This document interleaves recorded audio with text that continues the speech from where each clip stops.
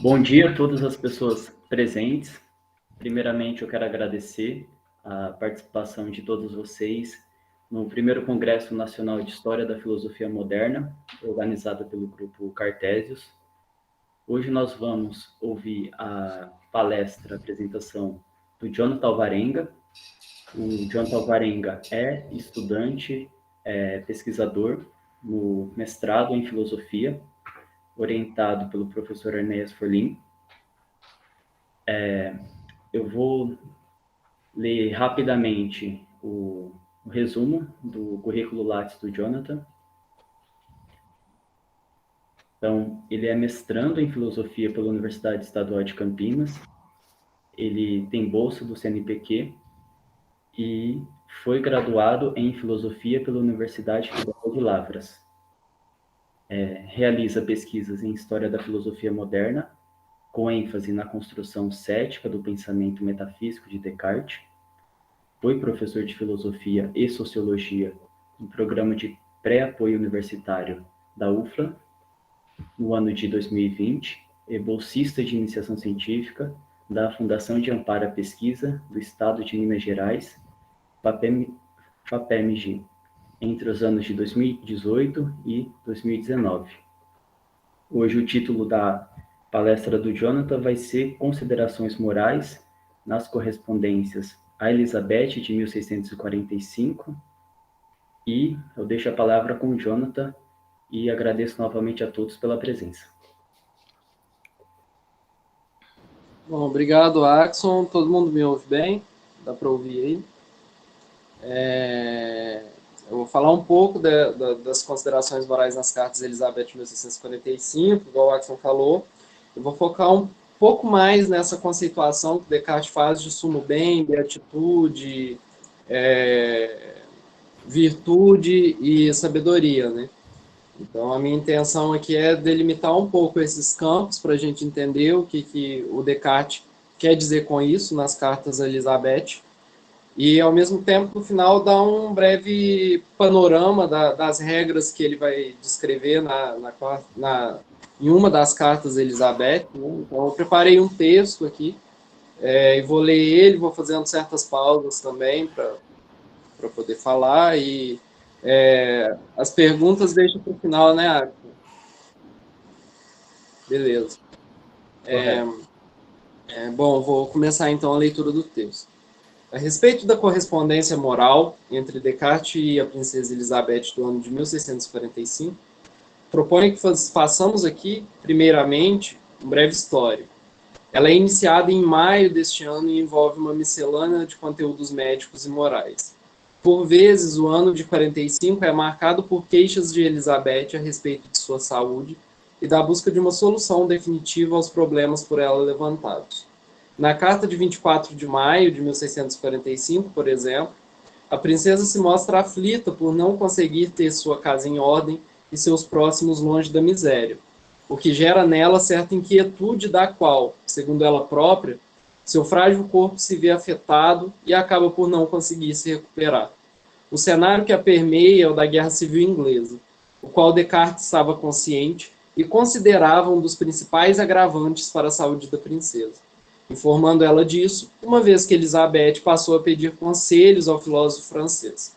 Como bem nota Shapiro, Descartes diagnostica a contínua febre baixa de Elizabeth enquanto causada pelo entristecimento, possivelmente ocasionado pela ameaça direta da Guerra Civil Inglesa aos interesses da família de Elizabeth. Vale dizer que este termo entristecimento se vincula à intenção de Descartes de, como se refere a Elizabeth, curar o corpo através da alma, o que após algum tempo ultrapassará os limites das correspondências e se tornará uma das principais funções do tratado escrito pelo autor em 1649, As Paixões da Alma. Prosseguindo em nosso assunto, ressaltamos que após algumas cartas trocadas a respeito desse tema, encontramos então o início daquela parte que mais nos interessa. Em 21 de julho de 1645, Descartes indica à princesa a leitura da obra De Vita Beata, de Sêneca, julgando que tal escrito tornará suas discussões a respeito da felicidade mais agradáveis. Por meio de tal leitura, deste modo, Descartes pretendia levar à sua correspondente o entendimento daquilo que os filósofos antigos haviam escrito sobre a felicidade e o modo pelo qual a fortuna poderia interferir em sua aquisição. Porém, em 4 de agosto do mesmo ano, Descartes não se mostra muito satisfeito com a indicação que fizera, o que normalmente ocorre quando indicamos a leitura de um livro que nunca havíamos lido, levando em conta apenas a fama que há sobre ele e não o seu conteúdo. A respeito da correspondência de 4 de agosto, temos que ela se inicia com Descartes tecendo suas críticas à De Vita Beata, voltando-se a apresentar para a princesa a forma como deveria ser tratado o tema da moral, uma vez que o filósofo latino, o Sêneca, não estando iluminado pela fé, só possuía a razão como guia, a razão natural como guia. Assim sendo, notamos que o filósofo francês, na busca de apresentar como deveria ser concebida a filosofia moral pela luz da razão natural somente, enumera 2 tipos de bens que, segundo ele, podem nos levar à felicidade ou beatitude, pretendido pelo Sêneca, e que constitui a finalidade da moral. O primeiro deles seria através da fortuna, ou sorte, isto é, a partir deste bem alheio à nossa vontade e às nossas escolhas, nos colocando à mercê do destino. O segundo se dá por meios próprios, através de direcionarmos nossa ação com vistas à virtude e à sabedoria, sendo que diante de tais bens, até os mais pobres e prejudicados pela fortuna poderiam ser plenamente felizes, contanto que estivessem regrados segundo a razão, uma vez que nada podem fazer para mudar a sua sorte. Ou fortuna, né, que é sinônimo. E aqui um adendo. Apesar de haver no pensamento do filósofo francês essa diferenciação entre os bens que dependem de nós e os que dependem da sorte, concordamos aqui com Marshall que, naquilo que realmente importa, isto é, no ato de deliberar ou durante a formação de nosso caráter, elas se equivalem. Logicamente que aqueles que possuem maiores bens ligados à sorte, como a saúde, riquezas, entre outros, terão um estado de contentamento mais perfeito. Porém, isto não significa que aqueles que não possuem nenhum dos bens que independem deles, tal como a saúde e riqueza, não conseguirão ter um contentamento completo.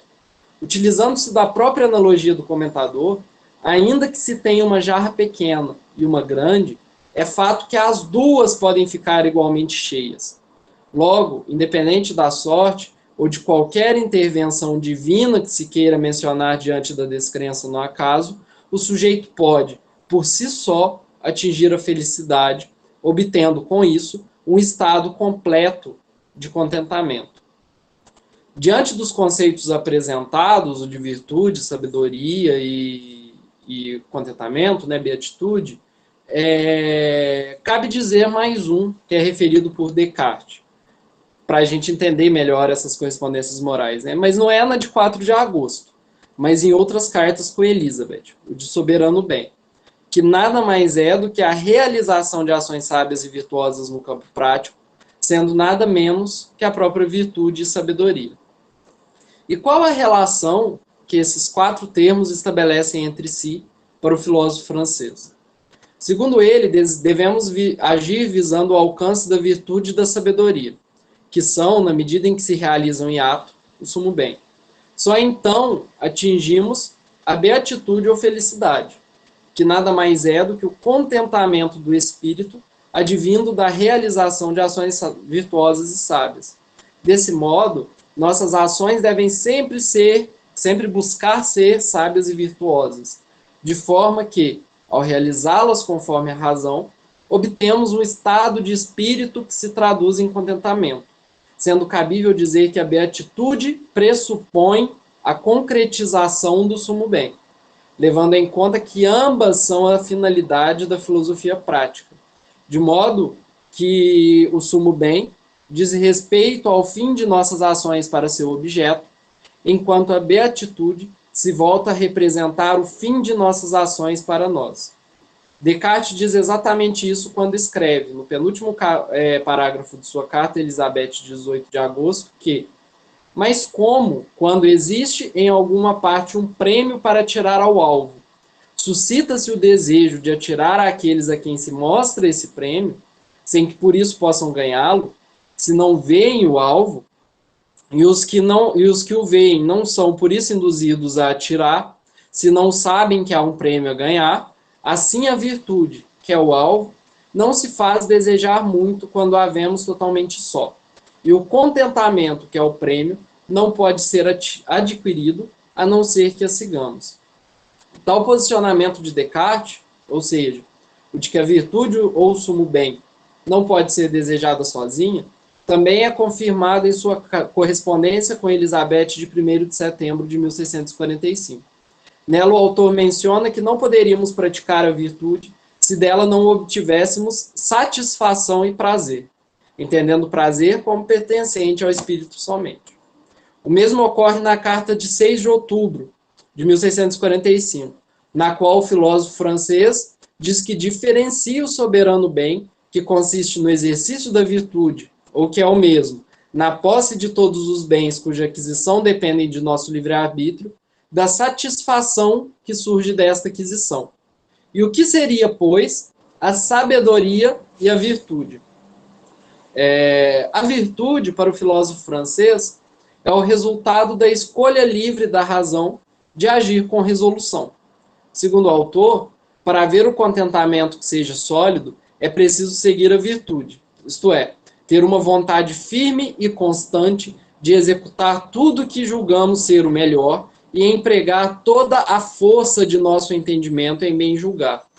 Como bem nota Shapiro, a virtude, aos modos do filósofo francês, nada mais é do que ser decidido a fazer o que nós tivermos julgado ser o melhor, de modo que esse julgamento deriva de nosso uso da razão o quão melhor pudermos, ou seja, seguindo o método de Descartes.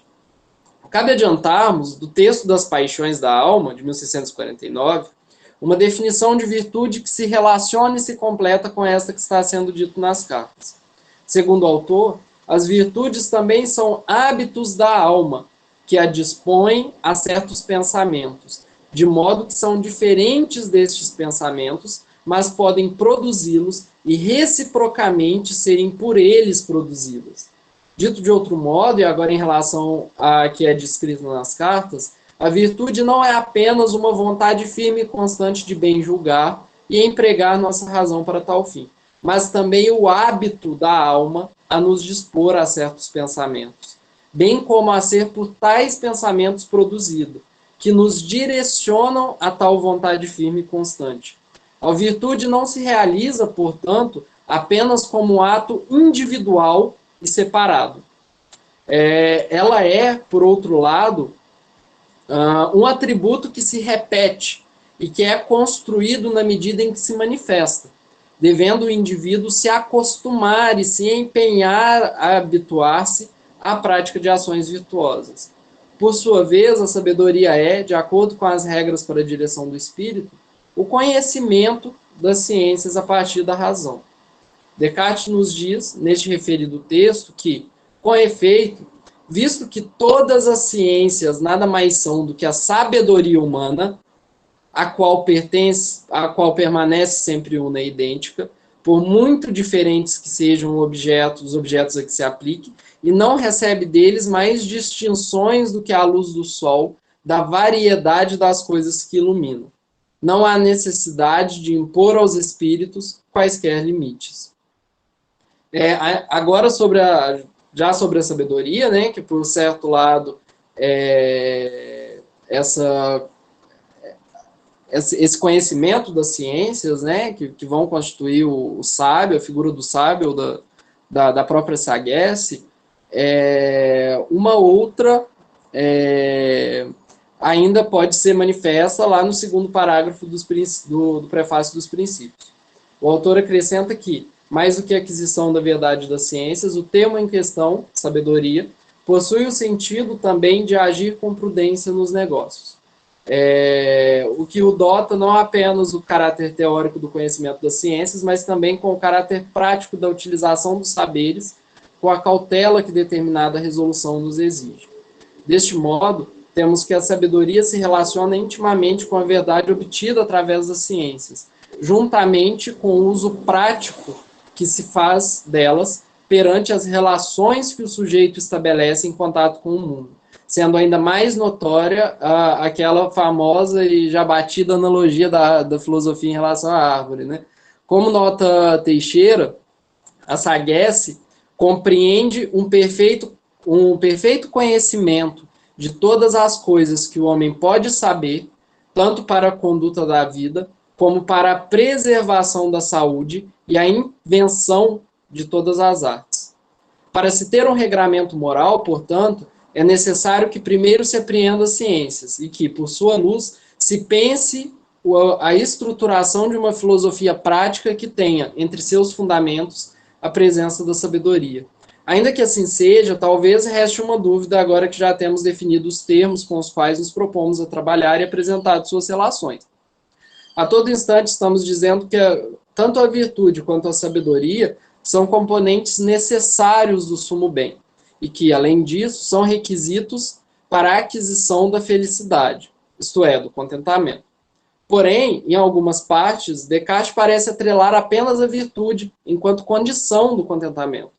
Por exemplo, na citação que já fizemos da carta de 18 de agosto, o autor é explícito ao dizer que a virtude, que é o alvo, não se faz desejar muito quando a vemos totalmente só, sendo que o contentamento, que é o prêmio, não pode ser adquirido, a não ser que a sigamos, né? Que a sigamos a virtude.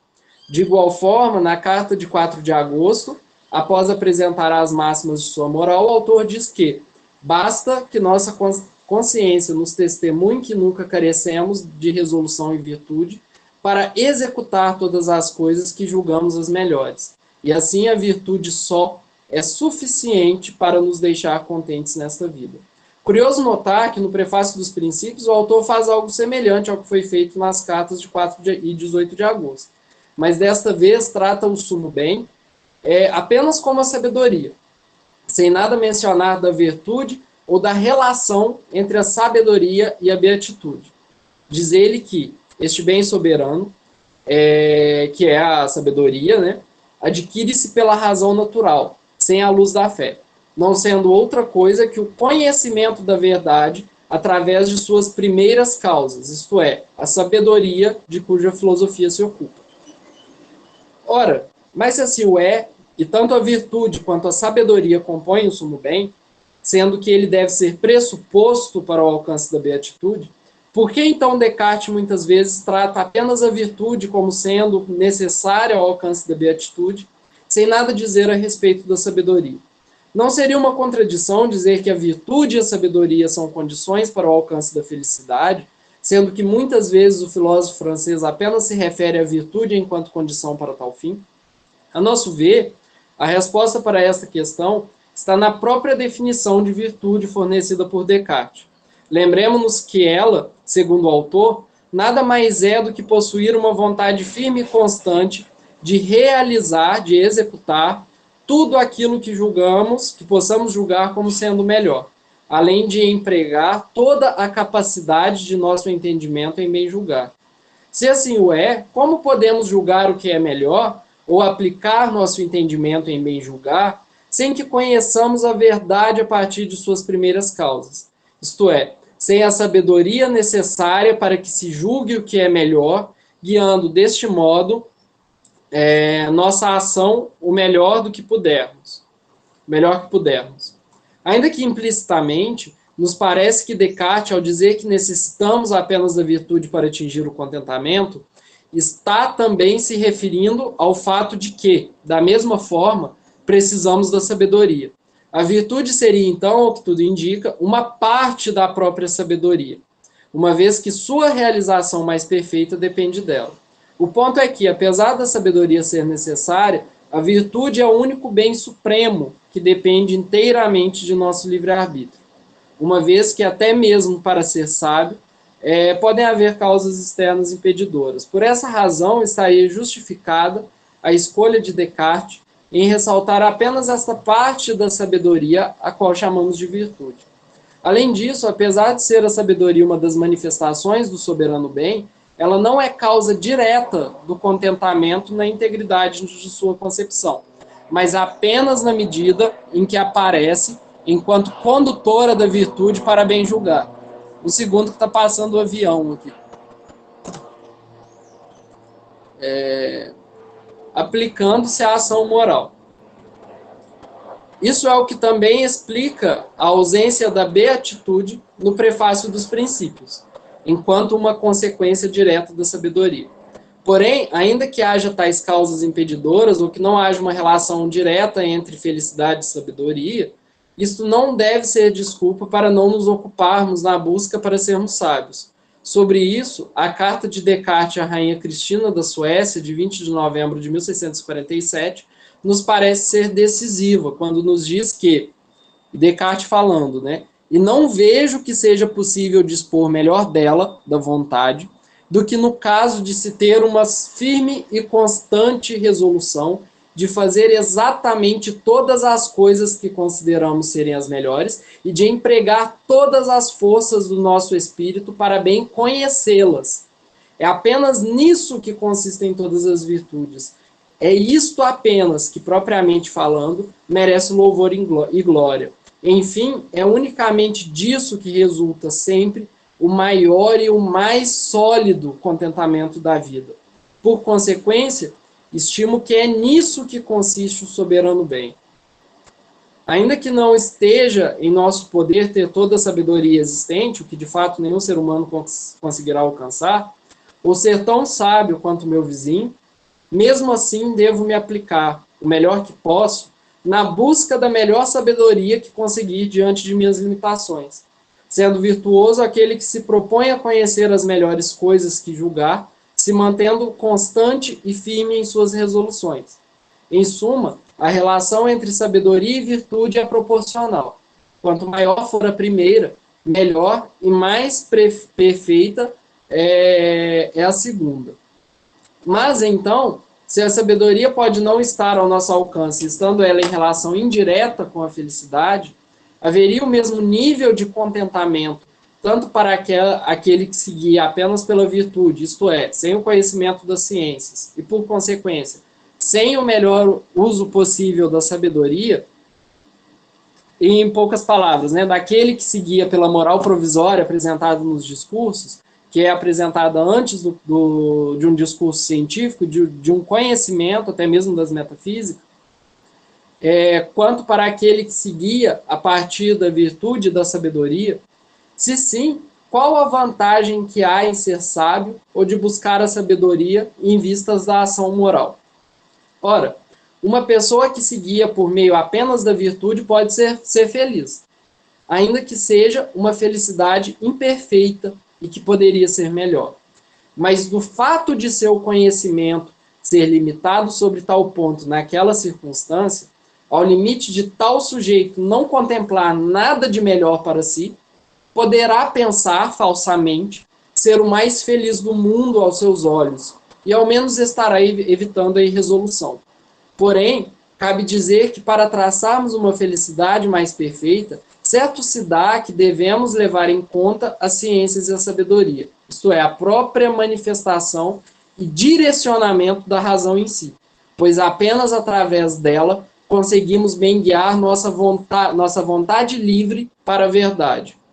Como diz Descartes, mas, não obstante, dado que, quando ela, a virtude, não é iluminada pelo entendimento, pode ser falsa, isto é, a vontade e a resolução de praticar o bem podem levar-nos a coisas más, quando as cremos boas, o contentamento que delas resulta não é sólido.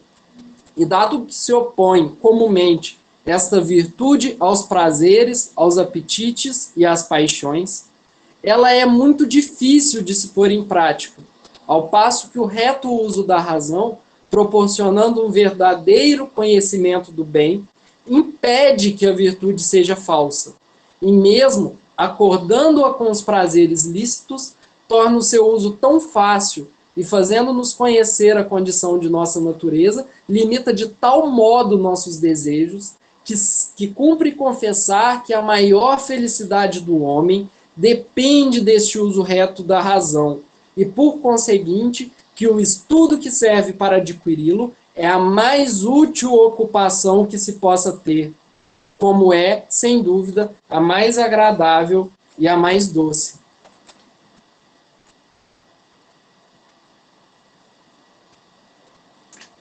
A esse argumento se junta o de pensarmos a moral não apenas como uma ciência individual, mas também coletiva, de modo que melhor é a uma sociedade agir com sabedoria e virtude do que apenas com essa parte da sabedoria que chamamos de virtude, né? Pois assim mais correto e próximo da verdade seriam seus julgamentos e decisões. Melhor seria fazer parte de uma sociedade sábia do que de uma sociedade que não levasse em conta a influência e o direcionamento da sabedoria em seus julgamentos e decisões. Diante dessas explicações, podemos então compreender melhor as regras de conduta que Descartes propõe a Elizabeth em 4 de agosto de 1645, bem como perceber a centralidade e a fundamental importância da razão na constituição de cada uma delas. São 3 máximas que agora eu passo a citar. A primeira é que nos esforcemos sempre por servir-nos da melhor maneira possível de nosso espírito, para conhecer o que devemos ou não fazer em todas as circunstâncias da vida. A segunda, que mantenhamos a firme e constante resolução de executar tudo quanto a razão nos aconselhar, sem que nossas paixões ou nossos apetites nos desviem. A terceira, que consideremos, enquanto nos conduzimos assim, o quanto pudermos, segundo a razão, que todos os bens que não possuímos encontram-se também inteiramente fora de nosso poder, tanto uns como os outros, e que por este meio nos acostumemos a não desejá-los, pois nada há como desejo, o pesar ou arrependimento que nos possa impedir de estar contentes. Mas se fizermos sempre tudo o que nos dita a nossa razão, nunca teremos qualquer motivo de nos arrependermos, ainda que os acontecimentos nos levassem a ver, em seguida, que nos havíamos enganado, porque isso não se deu por culpa nossa. Segundo nossa leitura, estas máximas morais acima apresentadas se relacionam e fazem parte da mais definitiva concepção moral do autor, bem como todas as suas considerações morais de 1647 Elizabeth, que aqui apresentamos, jamais sendo questionadas e substituindo fundamentalmente aquelas que foram apresentadas no discurso do método, sob o caráter provisório e sem a provisão da sabedoria através do conhecimento completo das ciências. Porém, esse é assunto para outro momento. Por hoje, o que dissemos já é o bastante. E assim eu encerro a apresentação. Palavra sua, Axel. Parabéns pela apresentação, Jonathan. Muito bom seu texto. Abro agora para as perguntas. E seguindo aqui no chat, por ordem, a palavra é do Rafael Teruel Coelho, que gostaria de fazer uma questão. Rafael, você gostaria de fazer a questão por você mesmo ou você gostaria que fosse lida?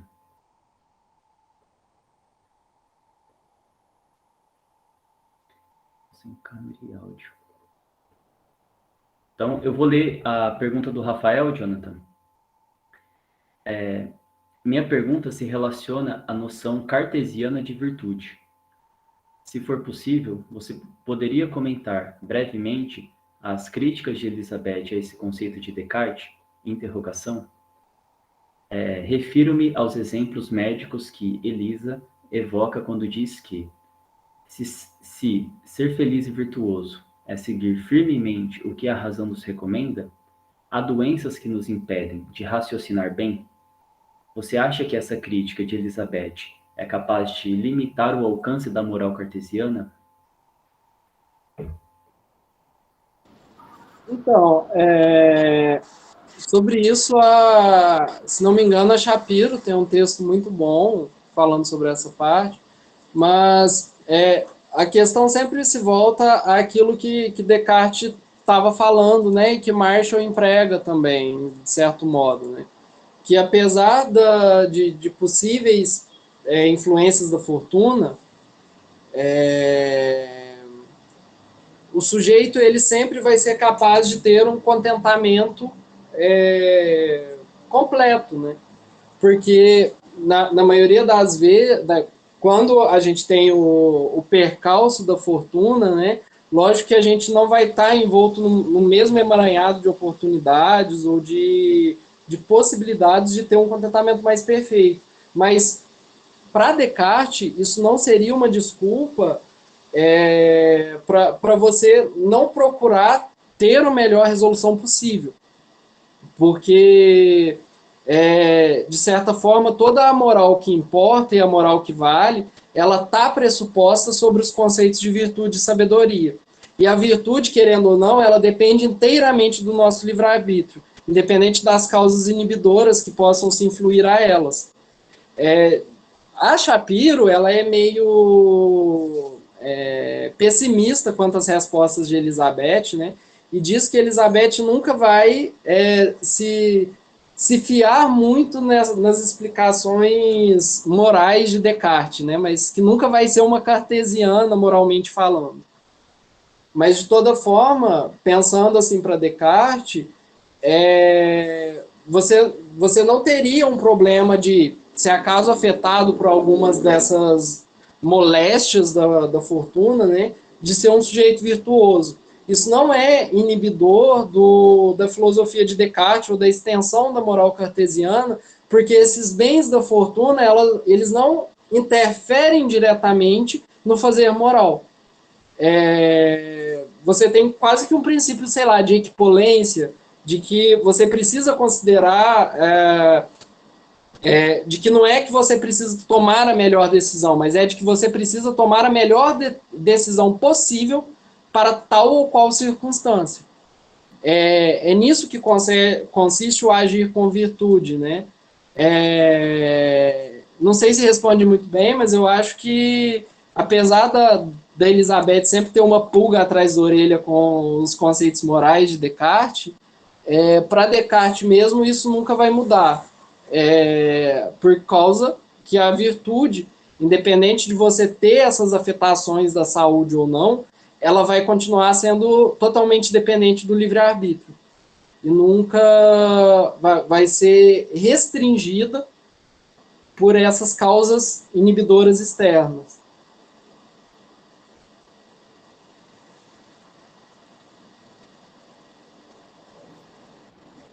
Obrigado, Jonathan. Mais alguma pergunta? Enéas, por favor. Enéas, abra o microfone, por favor.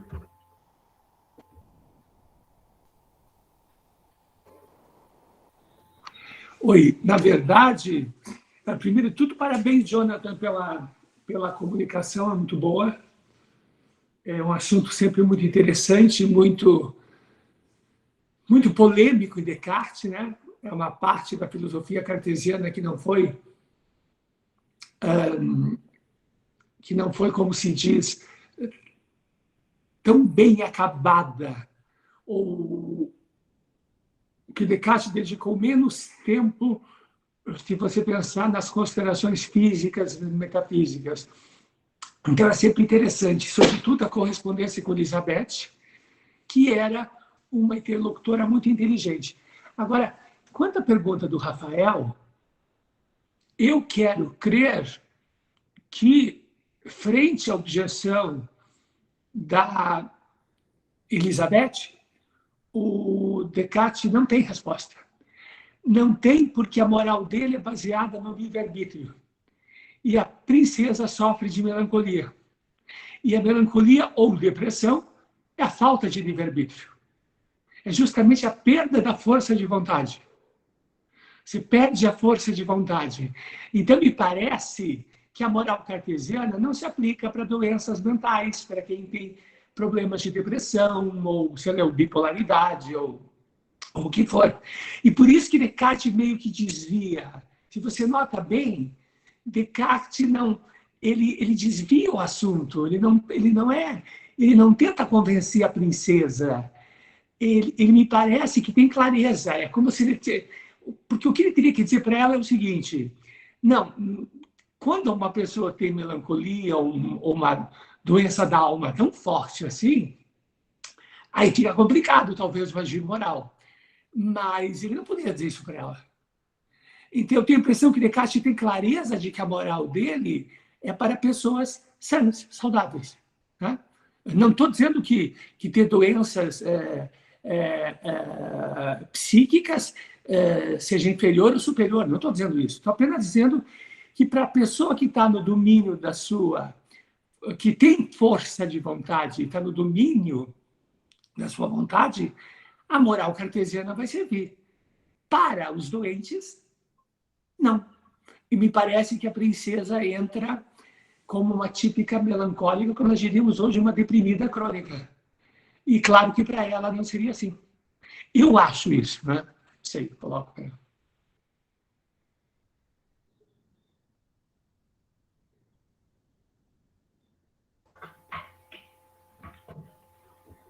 O Rafael acrescenta que, professor, também acho que ele tem clareza, mas eu penso que ele desconsidera a influência do corpo como impedimento da razão. E é o desafio que a Elisa coloca a Descartes. Rafael, eu diria que não. Vamos ver depois o que o Jonathan tem a dizer. Mas eu diria que não, porque a moral cartesiana é toda fundamentada nas causas somáticas. É uma psicofísica, né? Uma psicofisiologia. Ele mostra como a paixão é formada pelo corpo. A paixão é uma ação do corpo sobre a alma. Ele mostra quais são as causas da alegria, da tristeza, do ódio. Ele mostra que é uma mudança no regime de circulação sanguínea do coração, que muda os batimentos cardíacos. Então, ele tem uma clareza, tanto que ele falou que eu sou o primeiro que, em moral, vou falar como um fisiólogo, né? Um fisiciano, que pode ser fisiólogo, físico ou médico, o que vocês preferirem, tá? Os três sentidos estão incluídos ali. Então, ele tem total clareza, tanto que existe um neurobiólogo contemporâneo, Antônio Damasio, que critica Descartes, num livro Erros de Descartes, critica a glândula pineal, né? O teatro cartesiano. Mas ele diz que a relação que Descartes estabelece entre corpo e mente é muito moderna, que hoje está bastante claro para a ciência como o cérebro influencia. Claro, ele traduz, porque ele faz uma confusão de cientista entre mente e cérebro e tal, né? Ou pelo menos não vê a polêmica que mantém isso. Ele diz que o cérebro influencia muito o corpo, como o corpo influencia muito o cérebro. E por cérebro ele está entendendo a mente também. Então, o Descartes é dos filósofos o primeiro que leva as causas fisiológicas em consideração. Na verdade, as causas fisiológicas são as causas das paixões. Então, não acho que ele iria desconsiderar isso, não. Pelo contrário, é por isso que eu digo que ele tem clareza de que, para a princesa Elizabeth, o diagnóstico seria outro. Né?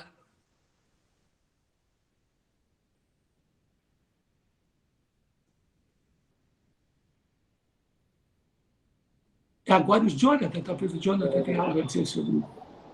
Não, eu só queria comentar que realmente é uma coisa assim que eu não havia pensado muito a fundo, mas que a gente pode pegar também de Foucault, né, lá em História da Loucura, que ele vai falar que Descartes ele exclui os loucos da ratio, né, da ratio moderna, que há uma exclusão daqueles que são loucos na possibilidade de terem conhecimento, né? E aí você pega, por exemplo, o grande número de hospitais psiquiátricos, né, que são criados no século XVII. O Foucault ele tem acho que o primeiro capítulo do livro dele, História da Loucura, acho que chama Sutífera Naves, um negócio assim, e ele vai informar lá que acho que 1 a cada 10 parisienses, 1 a cada 100, não sei direito o número, estavam internados em hospitais psiquiátricos e sem nenhum diagnóstico preciso. E você tem a lista, né, dos diagnósticos que eram feitos lá e são coisas assim, absurdas mesmo. Então, realmente, eu acho que essa é uma objeção a se pensar, assim, de ver se a conduta do louco também, se há um pouco de livre-arbítrio na conduta desses melancólicos, né? Ou de se pensar também de até que ponto vai essa liberdade, né? De até que ponto eles poderiam ser virtuosos, né? Mas se ainda existia uma possibilidade de haver virtude na ação de um louco, ainda assim ele poderia ser uma pessoa virtuosa na medida em que a virtude é a ação do melhor possível, né? Então, mesmo um louco, às vezes, que não possui uma integridade, uma sanidade mental boa, você não teria como julgar a ação dele como antivirtuosa.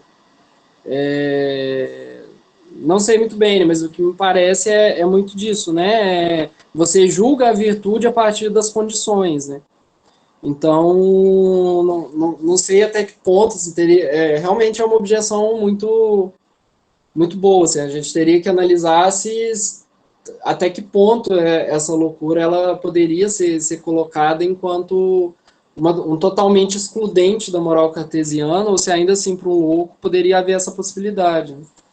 Mas eu acho interessante. Jonathan, por ordem aqui da fila, a professora Ethel gostaria de fazer uma pergunta e depois o Dante Andrade. Oi, muito obrigada pela palestra, gostei muito. É um tema, como disse a Enéas, super interessante, sobretudo, como ele também disse, pelo fato de ainda ser meio incompleto, a gente não ter clareza, assim, nem mesmo dos problemas todos colocados por Descartes nessa área da moral, né? Mas eu queria só pontuar uma coisa com relação a essa discussão da loucura em Descartes, que não me parece, pelo menos na primeira... Bom, primeiro eu acho que Foucault está completamente equivocado, mas ao tentar dizer que, para Descartes, na primeira meditação, o louco é excluído como alguém irracional. Eu não acho que Descartes, na primeira meditação, tenha dito que o louco é irracional. Pelo contrário, o louco parece ser bastante racional.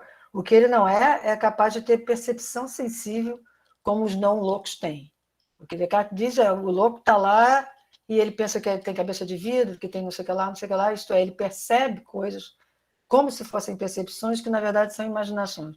Mas, em momento nenhum, ele diz que o louco é irracional, ou que o louco não é capaz de pensar com razoabilidade. Então, nesse sentido, eu um pouco tenderia para isso que o Jonathan falou, que é o fato do sujeito ser louco não necessariamente implica dele não poder ter um juízo racional e, portanto, não implica dele não poder ter o livre-arbítrio necessário para uma ação moral. Por outro lado, eu entendo o que Enéas diz quando ele diz que o louco talvez não tenha esse livre-arbítrio total, porque o louco está, de certa forma, tomado por alguma paixão. Suponho que seja isso, eu não sei se é isso, né? Não sei se Descartes admitiria isso, que o erro da percepção sensível do louco lá na primeira meditação se dá em virtude de alguma paixão que está tomando a razão de tal forma que ele é incapaz de perceber corretamente. Não sei. Pode ser que seja isso. Em toda forma, a única coisa que eu quero chamar a atenção é que, por um lado, o louco não parece ser o irracional, ele é alguém que não percebe sensivelmente como os outros percebem, mas não necessariamente ele é irracional, portanto, ele talvez pudesse ser atribuído a ele ainda o livre-arbítrio. Por outro lado, como parece ter dito Enéas, embora ele tenha livre-arbítrio, isso Enéas não parece ter admitido, mas seja lá o que for, se ele tem ou se não tem, o fato é que o louco pode estar tomado por uma paixão de tal forma que ofusca a razão. Pode ser. Eu não vejo Descartes dizendo isso sobre a loucura. Tá? Eu não vejo o louco ter a razão ofuscada por nada. Então, assim, fiquei com esse problema. É um problema, não acho que a gente tenha que ter solução aqui. Eu queria só lançar mais um ponto para isso, para essa questão. Eu posso complementar? Vou aproveitar e fazer propaganda do artigo que eu publiquei também sobre a loucura enquanto não argumento da primeira meditação. Eu li o seu artigo sobre a loucura, Héctor, e utilizo ele também como bibliografia desse artigo. E eu concordo plenamente. Assim, o louco ele não vai ter um impedimento de ser considerado irracional lá na primeira meditação. O problema dele vai ser quando ele começa com os dados empíricos, né, sensoriais, que ele já vai ter uma certa deturpação. Mas ainda assim ele consegue seguir a cadeia de razões. Ele ainda consegue perceber a própria existência dele, né? E isso Foucault parece não admitir também. Porque o Foucault ele vai dizer que o Descartes ele não levou a sério esse argumento da loucura, porque ele precisava preservar a integridade do caráter racional do ser pensante, né? Mas não é um impeditivo para ele reconhecer o que pensa, reconhecer que ele tem um corpo, assim, ainda que ele fale, eu tenho um corpo, eu sou Napoleão. Ele pode falar, lógico, né, séries de inverdades quando ele começa a deduzir isso, mas essa afetação que ela é fisiológica também, acho que o Luiz vai complementar com isso, porque ela nasce de uma deturpação da bile, né, que é a bile negra, né, que ele vai chamar lá de exaxtra bile, se não me engano, que é os vapores negros da bile que ofuscam o cérebro. Mas, de toda forma, é uma causa fisiológica, é uma causa diagnosticável e idiosincrática, né, que nem você fala no seu artigo também. E por ela ser idiosincrática, primeiro ela não afetaria o arex cogitans, né, porque primeiramente ela é fisiológica, e nem afetaria o indivíduo de descobrir que ele próprio pensa, por causa que ela é também fisiológica. Então, eu concordo com isso, eu acho que Foucault, nesse ponto, é equivocado, mas, de toda forma, eu não renego a possibilidade dele falar dessa má consideração do louco no século XVII, né? E que reflete, de certa forma, em Descartes também, né? Apesar de não se constituir de um argumento, a loucura, e de toda forma também o louco ser tratado como melancólico, mas eu acho que Descartes, de certa forma, também se refugiou um pouco desse debate, né? O louco por ele é considerado como uma coisa totalmente fora da curva, né? Eu sou um louco se eu considerar que eu não posso, que eu não estou aqui vestindo essa roupa e tudo mais, né? Mas eu acho que Descartes ele dedica pouco a essa constatação da loucura, né? Mas, sei lá, isso, assim, mais ou menos, que eu teria para falar, mas eu ainda acho que essa virtude ela poderia também ser colocada em pauta nessa loucura, e acho que ficaria até um tema interessante. Pela ordem, então, Dante Andrade, a palavra é sua, depois do Enéas, depois do Luiz. Mas, o Axon, vê se o Dante vai mudar de assunto ou vai continuar, porque qualquer coisa, se ele for mudar, compensa dar continuidade para o Luiz e o Enéas, né? Eu acho que vai ser o mesmo tema. Bom dia, pessoal. Eu vou insistir nesse assunto, tá? Bom, obrigado, Jonathan, pela fala. Muito bacana estar aqui, ouvindo para o Fenéas Folim, a Ethel. Muito legal estar reencontrando vocês, mesmo que virtualmente, tá? Bem, esse é um tema muito caro para mim, esse tema das patologias, né? Um tema que eu investigo também. Bom, mas eu vou direto, né, à discussão, sem muitos rodeios. A discussão sobre em que medida, né, as doenças mentais, especificamente a loucura, afetariam, né, o tema da moral ou causariam prejuízo, né, para a ação virtuosa, né? Veja, eu acompanho o professor Enéas no sentido de que toda doença mental para o Descartes é uma doença fisiológica, uma doença cerebral. Isso aparece nas objeções e respostas, não lembro se na segunda ou na quinta, e eu acho que o Guerrero tem uma nota, acho que um apêndice número 6, ele resume muito bem isso. Quer dizer, a loucura em si mesma, ela não causa nenhum prejuízo à inteligência. Inclusive, no discurso, a inteligência aparece como algo universal, né? Quer dizer, eu, na medida em que sou homem, eu sou um ser dotado de inteligência, é algo universalmente compartilhado, etc, etc. Então, teria uma questão para ser resolvida se a gente admitir que a loucura causaria um prejuízo à inteligência. Bom, então tem uma contradição com o texto do discurso. A solução que o Guerrero vai dar, recorrendo a esses textos da segunda ou da quinta objeção, não lembro bem, a solução que ele vai dar é lembrar que toda doença por Descartes é uma doença corporal, né? O modo como ele descreve a loucura na primeira meditação é uma descrição corporal, né? É a bile, né, que afeta o cérebro, né? Agora, na medida em que a gente entra na seara da antropologia, a gente está falando da união. E aí, bom, aquilo que acontece no corpo afeta a alma, aquilo que acontece na alma pode afetar o corpo. Bom, aí eu não sei em que medida a gente pode escapar das consequências morais das doenças mentais, na medida em que a gente está no terreno da antropologia, quando a gente está falando da moral. E eu acho que isso fica claro no modo como Descartes se refere à loucura, não sei se no discurso ou na recherche. Um homem honesto não vai se pautar por esses insanos. E nesse homem honesto tem uma dimensão moral muito forte. Uma pessoa razoável não vai se pautar por esses, né? Eu acho que é na recherche. Inclusive, tem uma nota do tradutor que faz um comentário do que é que significa esse homem honesto. Esse homem honesto é também um homem moralmente razoável, né? Então, eu não sei em que medida dá para escapar. Eu não sou um grande estudioso desse tema da moral do Descartes, né? Mas me parece que não dá para escapar desse debate. Na medida em que a gente está no terreno da antropologia e que aquilo que afeta o corpo afeta a alma, ou seja, afeta o homem, eu não sei em que medida dá para escapar das consequências morais dessa discussão. Em todo caso, me parece que o problema das patologias vão se resolver não na moral, mas sim na medicina. Então, eu acho que o tema da moral não é capaz de dar conta dessa problemática das patologias, tá? Então, é isso. Eu acho que o modo como ele faz menção à loucura tem também uma dimensão moral, sobretudo como aparece ou no discurso ou na recherche. Eu precisaria recuperar aqui minhas anotações. E a ideia de homem honesto, né? Um homem honesto não vai se pautar por isso aí. Não vai se pautar por esses insanos.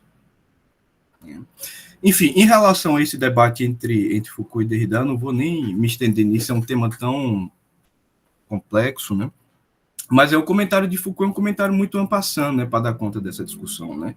É claro que o modo como Derrida aborda o assunto é muito mais cuidadoso, muito mais, né, muito mais compatível, né, quando a gente confronta com o texto cartesiano do que o modo como Foucault menciona o tema da loucura. Agora, quem desenvolve bem a tese do Foucault, em certa medida, é o Canguilhem, no normal e patológico. Na verdade, o trabalho que Foucault não fez, quem fez foi o Canguilhem, mostrando como toda a discussão racional na história da filosofia é atravessada, em certa medida, por critérios psicopatológicos, né? Esse argumento é razoável. O que é um argumento razoável? De certo modo, essa é a tese do Canguilhem, você tem critérios psicopatológicos que atravessam a história da razão. Mas, bom, isso também é uma outra discussão. Mas a questão que eu gostaria de trazer mesmo, e aí eu gostaria de te ouvir, Jonas, é em que medida, né, no terreno da antropologia, no terreno da moral, daria para escapar das consequências, né, das patologias. Eu não sei se eu me fiz entender. Sim. Jonathan, Eu acho que a primeira... pergunta agora ou você gostaria de fazer um bloco de perguntas? Não, eu posso responder ela, porque vai linkar no que todo mundo está falando. Eu passo a palavra para o Enéas, Luiz, para a Eto também. Mas eu acho que depende da doença, né? A gente tem, de toda forma, a virtude ela sempre vai ser primada pelo livre-arbítrio, né? Então, de certa forma, se a gente fala, sei lá, que essa moral, o que o Enéas falou, né? Talvez a moral cartesiana ela não seja aplicada ao louco, ao melancólico e tudo mais, né? Mas será que existe alguma que pode ser também, né?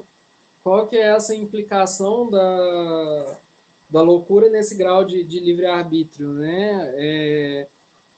Eu acho que, por exemplo, a gente tem que ter essa distinção de que existe uma possibilidade mais perfeita quando a gente junta os bens da fortuna com os bens naturais. Ninguém vai questionar uma coisa dessas, né? É muito mais fácil você ser mais... a gente não pode romantizar a pobreza, né? Esse negócio de dinheiro não traz felicidade é mentira. Lógico que traz. Então, é lógico que alguém que é dotado dos bens da fortuna e dos bens do espírito vai ser mais feliz. Mas o que o Descartes está falando é de um julgamento moralmente, um contentamento, porque é aquele negócio. Todo mundo que pratica a virtude, que tem condição de praticar a virtude, ele tem que ter um alvo no fim do túnel, né? Não sejamos pro desespero dos kantianos, né? Não sejamos tão idealistas a ponto de achar que o bem da prática, o virtuoso seria o que pratica a virtude pela própria virtude. Não. Humanamente falando, todo mundo que faz alguma coisa faz algo por algo. Ninguém faz nada de graça. Então, de certa forma, até para aquelas pessoas que estão em certas condições inferiores ou submetidas por algum problema da pobreza ou da miséria ou da falta de saúde, elas precisam se nortear por esse contentamento também, né? Então, é possível, sim, haver a virtude e haver o contentamento para as pessoas que têm algum prejuízo de saúde ou tudo mais. Isso não afetaria, porque, de toda forma, você tem de julgar o melhor que você pode. Então, se uma pessoa que detém de todos os problemas da fortuna e é uma pessoa extremamente azarada, ela ainda vai conseguir ser virtuosa na medida em que ela fazer aquilo que for possível para ela, né? A Shapiro, ela tem um artigo muito bom também sobre a ética de Descartes ser uma ética de virtudes, não uma ética deontológica, né? Então, estaria muito mais nessa própria prática da virtude, o bem, nessa prática, nesse atingir o contentamento, estaria essa possibilidade de concretude da moral de Descartes, né? Estaria muito mais ligada a essa possibilidade do sujeito ser virtuoso, independente da fortuna, né? E, bom, se de fato a loucura impede a moralidade, então, para os loucos, a gente não pode, levando como pressuposto o que o Enéas disse, né? Então, para os loucos, a gente não pode aplicar nenhuma apreciação moral. Ele está acima do bem e do mal, assim, porque se ele fez algo e está totalmente fora do livre-arbítrio dele, então ele não pode ser culpado pelo erro dele, né?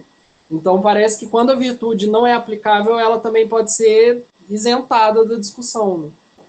Mas, de toda forma, o ponto principal está para fazer a melhor prática possível, levando em conta as suas possibilidades de conhecimento científico, de conhecimento de aplicação da sabedoria e da prática da virtude, da boa escolha, da boa conduta, né? Mas eu acho que, num sentido geral, as doenças elas não afetam diretamente esse fazer virtuoso, na medida em que a gente entende que cada um tem que ser virtuoso na medida que pode. Eu levaria para esse caminho, assim, não sei o que o pessoal aí vai falar.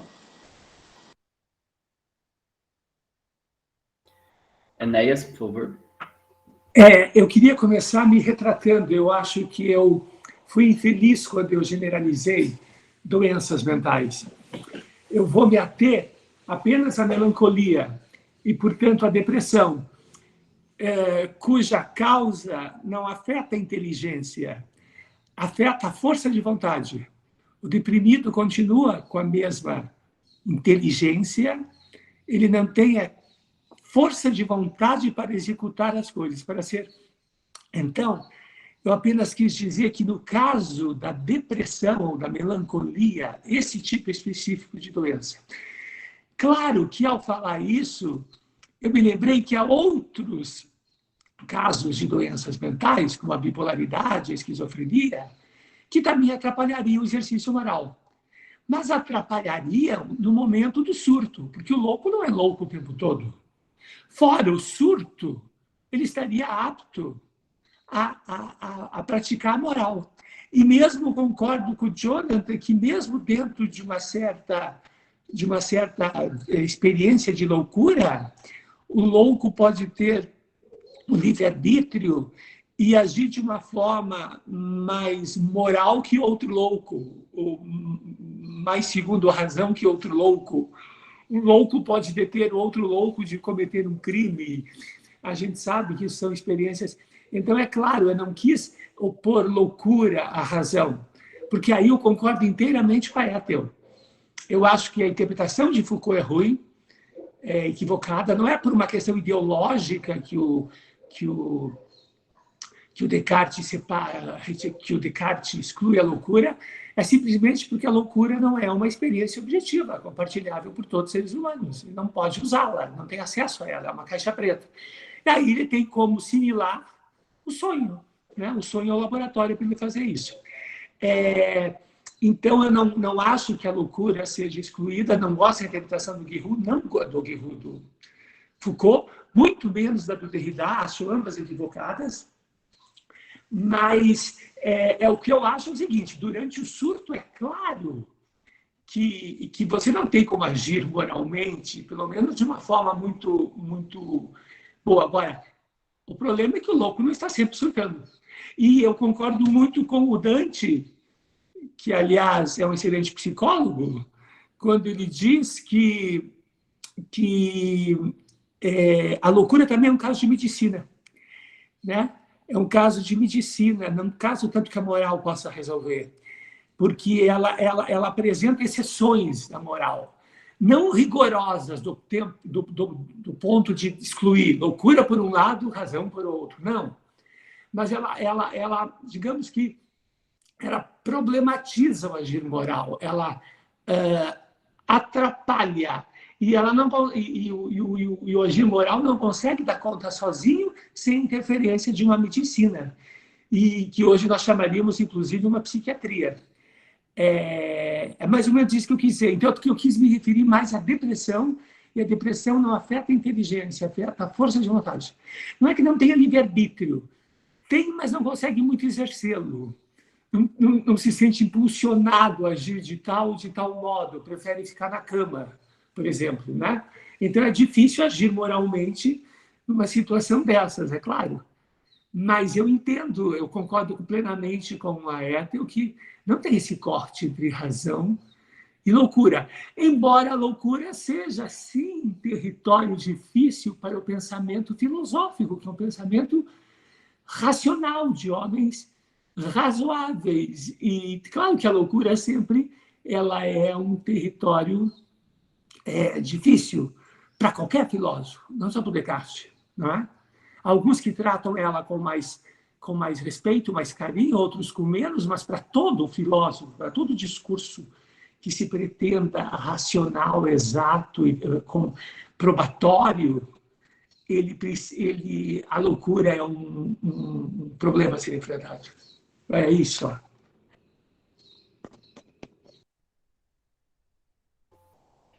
Jonathan? Luiz, por favor. Bom dia a todas, a todos.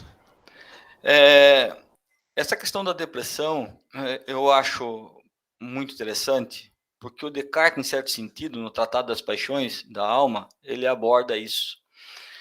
E ele vai dizer que o conhecimento da verdade, o conhecimento daquele que sabe como funciona a fisiologia do corpo, como se ele conseguir, através desse conhecimento, fazer um tratamento que mude a circulação sanguínea, que mude a forma de movimentação e de percepção da glândula pineal, ele pode readquirir novamente essa força. Ele diz que não há alma fraca que não possa vencer as paixões. Né?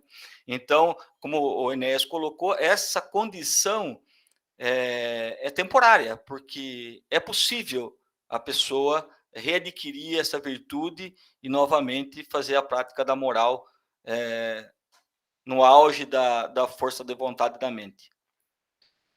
Outra coisa que eu queria colocar é que, numa carta a Elizabeth, ele separa, se não me engano, em 3 tipos de conhecimentos, né? Um conhecimento que é puramente da alma, um conhecimento que é do corpo e um conhecimento que é da união íntima entre alma e corpo. Portanto, no estado de loucura, o que ele quer dizer é que aquilo que é produzido pela união íntima entre alma e corpo fica prejudicado. Mas que o conhecimento que não são meramente inteligíveis, como o conhecimento de Deus, o conhecimento de si próprio, o louco tem a consciência de si. Então, aqueles conhecimentos para Descartes que são inatos não estariam comprometidos. O que estão comprometidos seriam aqueles conhecimentos que precisam do corpo. Quais seriam? Aqueles da natureza sensíveis, e eu tomo a liberdade de acrescentar, além desses, há também os conhecimentos matemáticos, principalmente os geométricos, aqueles que precisam de figura, já que, como ele bem explica na fisiologia cartesiana, a glândula pineal está impedida por esse movimento sanguíneo da produção dos vapores dos espíritos animais, né, que são os vapores mais sutis do sangue, por um problema na bilis, no rim e também no fígado. São os 3 órgãos que podem propiciar isso. A glândula pineal ela tem 2 problemas que acontecem com ela. Primeiro, de movimento. Como resseca toda a região onde ela está situada, o Descartes explica muito bem isso no Tratado do Homem, ela fica impedida de se movimentar. Então, a pessoa tem dificuldade de entender movimento espaço-temporal. Segundo, esses vapores ficam tão densos que ela não consegue produzir dentro dela a imagem de forma correta. Então, ela não consegue produzir uma imagem de um triângulo, de um quadrado. Toda a capacidade imaginativa fica comprometida por uma questão exclusivamente corporal. A pessoa tem as questões matemáticas, geométricas, de forma intacta na alma, mas a hora que ela precisa fazer com que a glândula pineal trabalhe para ela e produza a imagem para que elas tirem essas propriedades espaços temporais, a glândula pineal não consegue responder de acordo. Então, não é uma questão só sensível, também é uma questão das propriedades matemáticas e geométricas, né? Então, nesse estado, a pessoa tem esse tipo de conhecimento que depende da união íntima entre a alma e o corpo prejudicado. Mas que Descartes vai dizer que um tratamento, de acordo, se corrige esse problema fisiológico que a pessoa tem, e a glândula pineal dela, desde que não seja uma questão congênita, porque Descartes também fala a questão de congênito, uma pessoa que nasce com defeito congênito, ela não tem tratamento. Mas se é um problema do rim, do fígado, do baço, ela pode fazer um tratamento e a glândula pineal passa a trabalhar normalmente, e essas produções, dessas impressões dentro dela, e a estrutura que envolve a glândula pineal fica de acordo, ela para de ter delírio, ela para de pensar que o corpo dela é de vidro, etc. Então, é isso que o Descartes quer dizer. Olha, ela não está apta, naquele momento, ou há limites, melhor dizendo, para que ela produza ciência. É nesse ponto que ele quer colocar a pessoa que sofre de algum grau de loucura. Qual é a capacidade dela produzir ciência? Se ela está... ele vai dizer, bom, naquilo de conhecimentos que precisam da união íntima entre o corpo, se o corpo está danificado, a glândula pineal ela fica impedida de produzir ciência. Então, eu vou muito pelo que o Dante, sigo muito a linha do Dante também na questão patológica, e concordo com o Enéas, que essa questão da depressão é corporal, não mental, não é da alma. A alma é igual em todos os indivíduos, nenhuma alma sofre doença. A doença da alma, se ela pode ter, é porque ela está sendo passiva de um problema das paixões, ou seja, de um problema do corpo. Jonathan, você gostaria de responder? Não, eu acho que eu também concordo um pouco com o que o Luiz disse, mas o grande ponto é ver realmente até que ponto essa loucura afeta o fazer moral, né? Até que ponto as doenças afetam esse fazer moral, né? Então, lógico, uma pessoa que não tem uma doença congênita, ela pode receber tratamento, pode melhorar e tudo mais, mas enquanto ela está com essa doença, o julgamento moral sobre ela, a virtude que ela deve praticar é a mesma que uma pessoa sã deve praticar, no sentido de, tipo assim, os dois estão no mesmo nível de igualdade para poder praticar? Exatamente, Descartes ia falar que não, que cada um deve praticar a melhor virtude que pode, né? Então, apesar de toda a causa da fortuna, essa parte da prática da virtude, ela não é retirada, né? Ela não é esquecida. Enquanto você é um ser racional dotado de vontade, de livre-arbítrio, você tem condições de praticar a melhor virtude que você pode praticar. E você vai estar sendo um sujeito moralmente correto, igual qualquer um outro.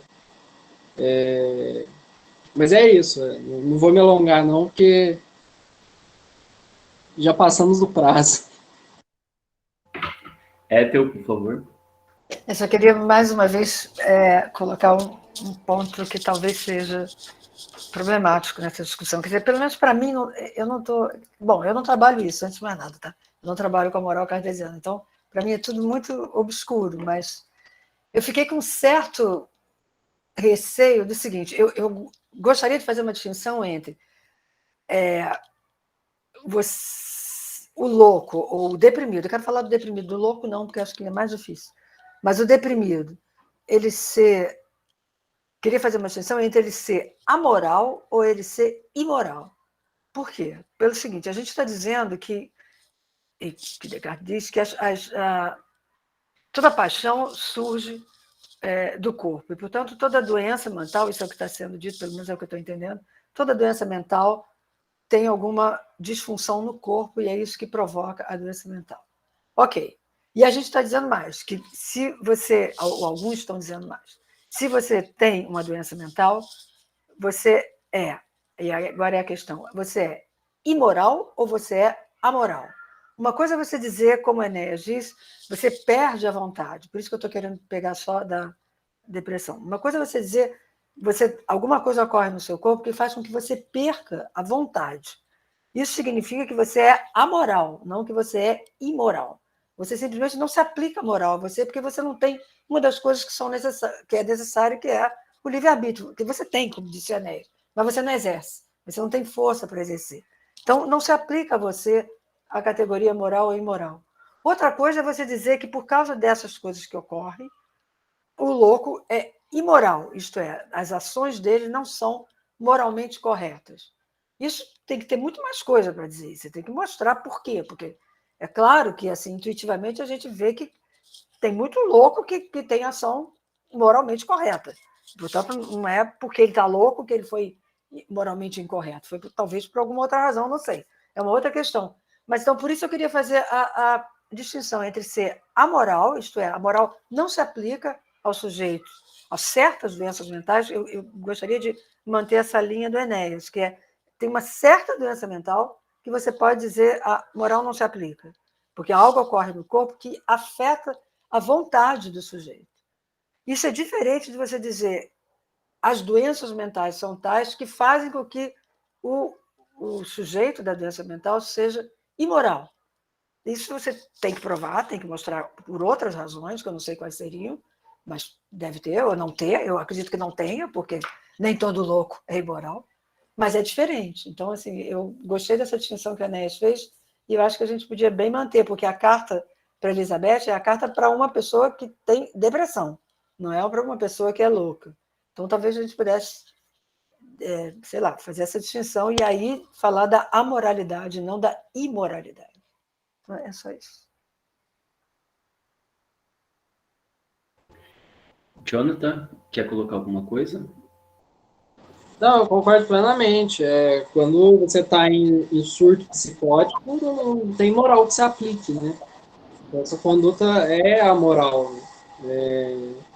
Então, o que o Enéas disse em um primeiro ponto que a moral ela não se, a moral cartesiana não se aplica ao louco.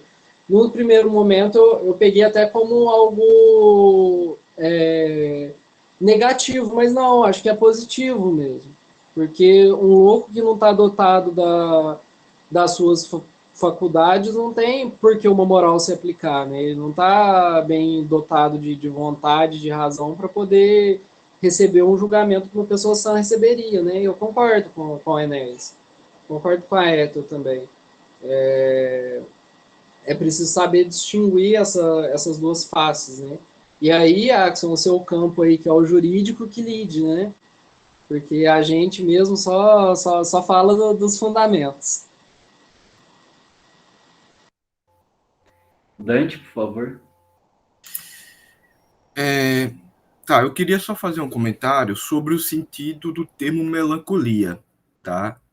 Veja, embora a gente possa levantar, né, a hipótese de que a descrição que a princesa Elizabeth faz, o modo como ela se apresenta nas cartas, sugere um estado depressivo, me parece que, no contexto da dúvida, quando Descartes se refere à melancolia aqui é sinônimo de loucura.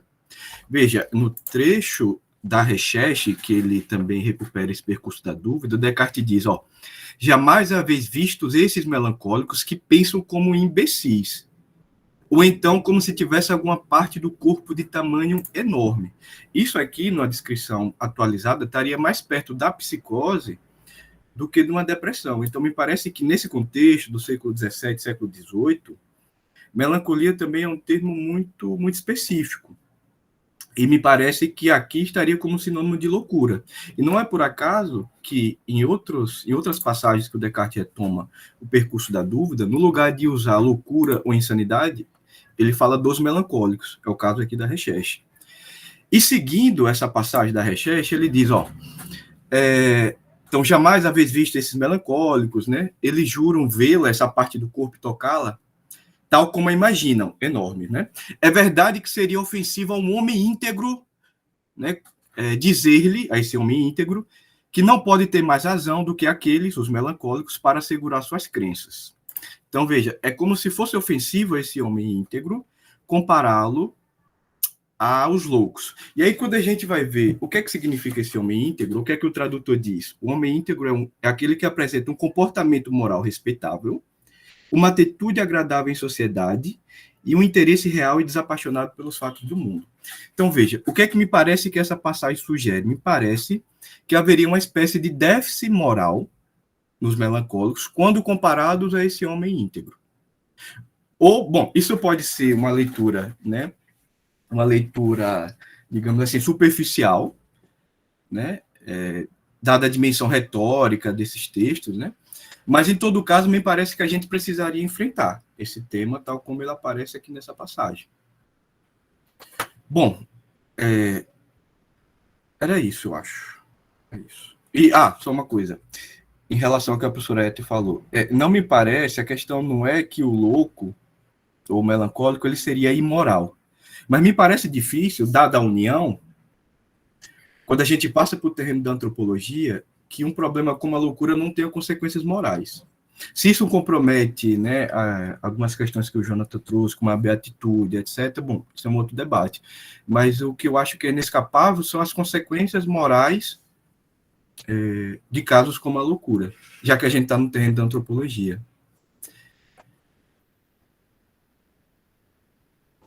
Enéas, o microfone. Começo pelo final. O fato de ser amoral não significa que não tenha consequências morais, né? É como a mesma coisa no jurídico. Você considera que é um crime se a pessoa teve intenção de cometê-lo. Tanto que se a pessoa for louca, ela é internada. Então, não significa que ela não prejudicou alguém. Então, a consequência pode ser moral, mas como não agiu com intenção, como não estava em posse do seu juízo, você diz que é uma amoral. Então, aí eu concordo com a Eto. Agora, voltando à carta, à questão da melancolia, eu tenho a impressão que melancolia é a palavra usada no 17 para depressão, que não havia outra.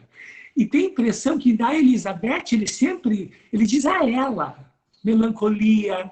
Então, se ele estivesse chamando ela de louca, ela nunca mais falaria com ele.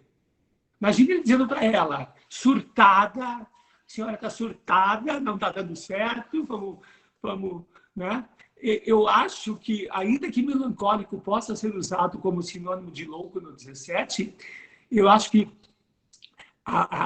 o uso mais técnico dele era como depressão, que não vem desse conceito. Então, depressão é um conceito anacrônico, mas até porque melancolia era considerada com causa corporal, né? O Descartes acha que as doenças têm fundo corporal, fisiológico, causa fisiológica, o que não é não é o que se pensa hoje, a psiquiatria, pelo menos não para todas as doenças.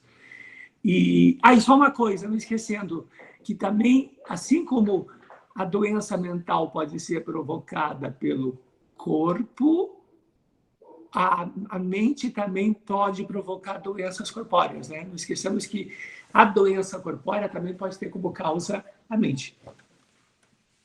Só isso, não tenho muito a dizer, mas eu só tenho medo que essa questão de melancolia, porque parece que até o Sartre, quando ia escrever a náusea, o termo original era melancolia, algo assim, né? Eu acho que é uma palavra que no francês ela tem muito esse sentido, mas de qualquer forma, se não for, então a gente tem que procurar um equivalente que defina essa condição de falta de vontade de viver, que parece que é o que a princesa tem, e não divisão de personalidade, ou paranoia, ou bipolaridade, né?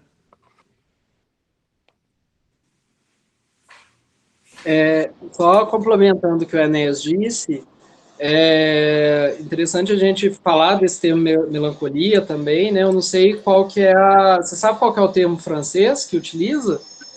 Melancolia? Alguém aí sabe qual que é? Melancolia. Porque a história da loucura na Idade Clássica do Foucault, ele traz o termo folie, né? É um termo diferente do que é utilizado por Descartes quando ele vai se referir aos loucos, né? E assim, eu fiz uma pesquisa bem rasa, né? Mas pode ser tanto considerado como loucura ou desrazão, o termo folie. Então, por exemplo, a gente talvez esteja nesse âmbito da loucura num nível diferente, né? Acho que o Descartes está falando realmente isso daí que o Enéas falou, é a melancolia mesmo, né? Não é uma desrazão, mas esse mau funcionamento, né? Da mecânica humana, assim. Mas, de toda forma, é sempre bom ressaltar uma coisa que a Ethel ressalta lá no artigo dela, que a loucura ela é idiosincrática, ela é identificável. E por que ela não afetaria, por exemplo, as consequências morais do fazer de Descartes, né? Porque a gente, justamente, apenas, a gente não pode levar, enquanto uma consequência moral, uma prática de uma ação justificada pela loucura. E, de toda forma, ele não afetaria o corpus social, né? Porque quando a gente fala de moral em Descartes, a gente também está falando de ética, né? Ele utiliza como sinônimo os dois termos. Então, a gente tem que considerar também quais são as consequências do ato, não apenas para o indivíduo, mas para a sociedade, para o social.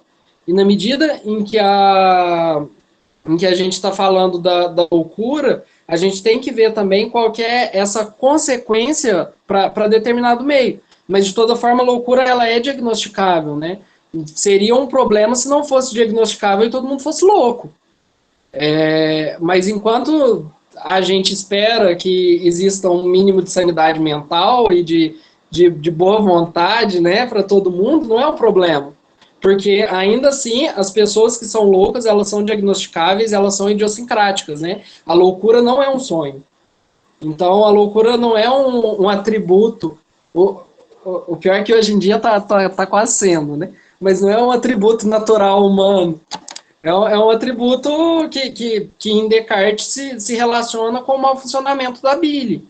Então, não é um problema moral, social, assim, o ato do louco, e nem uma limitação ao que o Descartes considera enquanto os princípios da moralidade. Está desligado, né? É um problema presidencial. É um problema... Concordo inteiramente. Bem, saudades, Ethel. Quanto tempo. Eu também, morrendo de saudade. Estou adorando te ver, pelo menos aqui pela telinha. Dante também, fazia um tempão que não Dante via. também. É. Tudo bom, querido? Tudo em paz.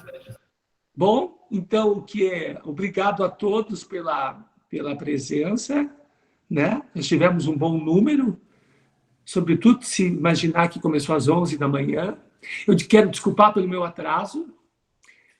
Eu perdi a fala inicial do Jonathan, mas eu já tinha lido, então eu sei que ela é boa.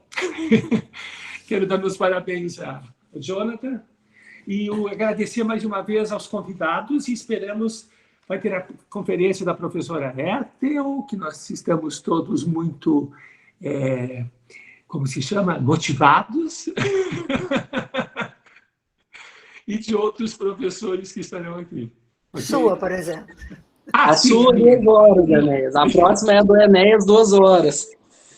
2 horas, é verdade. Isso. Não vai dar tempo nem. Você ficou mudo, não sei, pelo menos para mim, não sei porquê. Para mim também. Eu disse que não vai dar nem tempo de mudar de roupa. Para mim vai ter que dar, que eu ainda vou ter que tomar banho. Mas então eu vou embora. Tchau, queridos. Mas, o Enéas, só complementando, às 2 horas a gente vai ter a palestra do Enéas, às 4 a gente vai ter do José Raimundo Maia Neto, e às 7 da noite a Ethel vai estar fazendo a palestra também, no qual estamos todos motivados também, né, do encerramento do dia.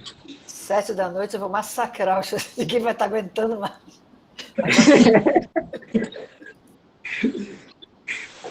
Até lá, então, meus anjos. Beijos. Até mais, queridos. Tchau. Até mais. Luiz, fica aí um minutinho, por favor.